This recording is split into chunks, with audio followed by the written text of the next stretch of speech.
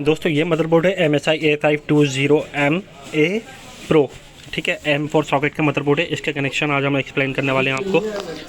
ये रहा J Audio 1, ये फ्रंट ऑडियो पैनल का कनेक्शन है। अभी हम आपको आगे भी बताएंगे किस तरीके से क्या कनेक्शन करना है। ये J-Com का, ये अभी अपने काम का नहीं है, ठीक है।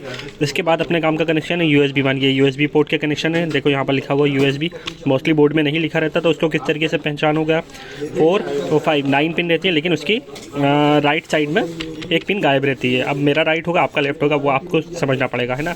तो ये रहा USB 1, तो USB के कनेक्शन आपके यहाँ लगेंगे। इसके बाद आपका 3.0 जो फ्रंट पैनल पे जो कनेक्शन है वो यहाँ लगेगा। 3.0 USB के 3.0 पोर्ट है, वो उसका कनेक्शन यहाँ पर लगेगा। वो भी मैं अभी आपको डिटेल में बताऊँगा, पहले मैं आपको ऐसे समझाने वाला हूँ। JFP1, ये रहा हमारा JFP1, ये फ्रंट पैनल का कनेक्शन है।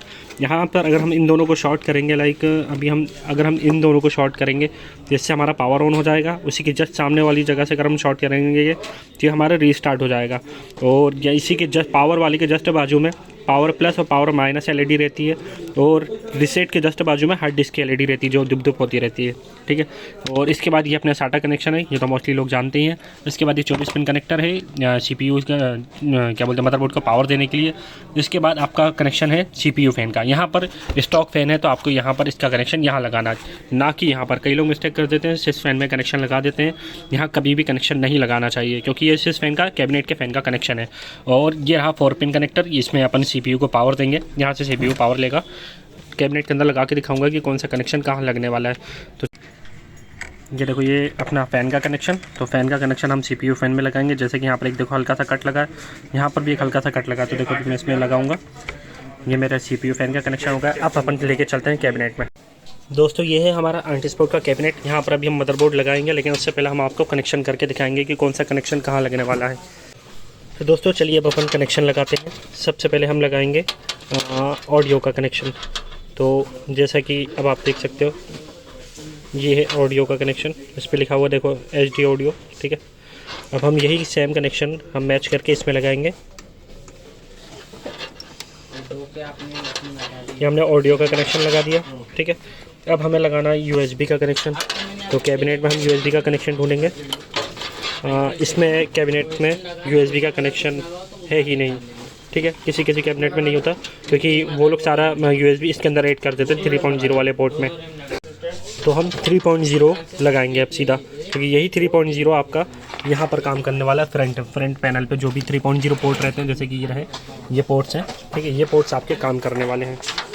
तो अब हम इसका कनेक्शन लगाएंगे सबसे पहले, और ये हमने कनेक्शन इसका लगा दिया है इसके अंदर, ठीक है। ये देखिए मैंने कनेक्शन लगा दिया। अब हमें लगाना है फ्रंट पैनल के कनेक्शन, जिससे हमारा सिस्टम रीस्टार्ट, पावर और हार्ड डिस्क LED, फ्रंट की LED वगैरह ग्लो होंगी। तो उसके लिए सबसे पहले हमें पावर कनेक्शन ढूंढना है। ये रहा पावर और रिसेट, इन दोनों को आप साथ में कर लो।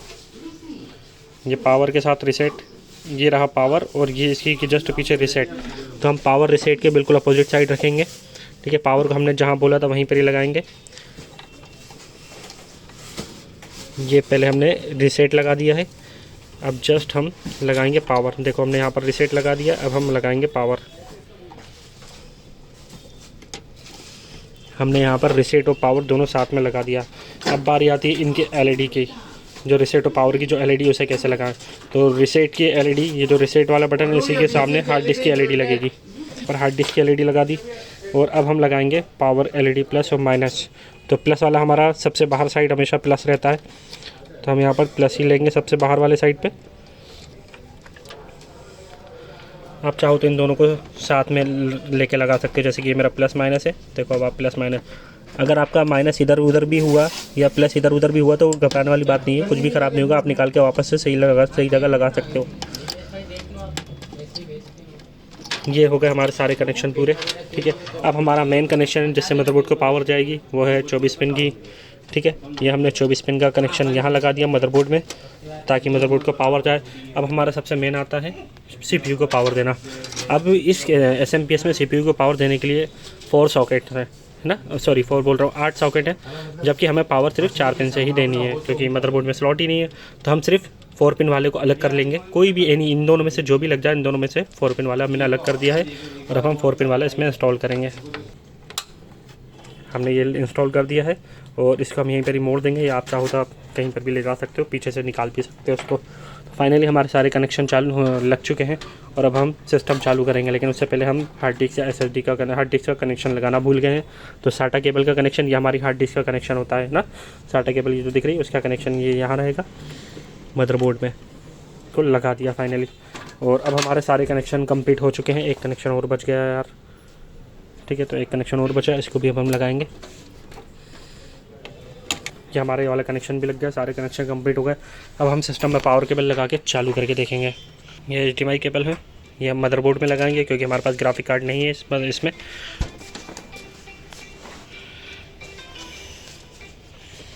ये हमने लगा दिया और अब हम लगाएंगे पावर केबल।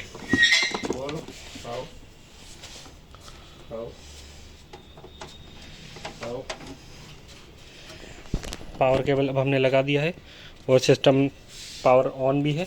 और अब हम सीधा पावर बटन दबाएंगे। पावर रिपेयर हम ले लेंगे साला 100-200 में, हो गई चालू।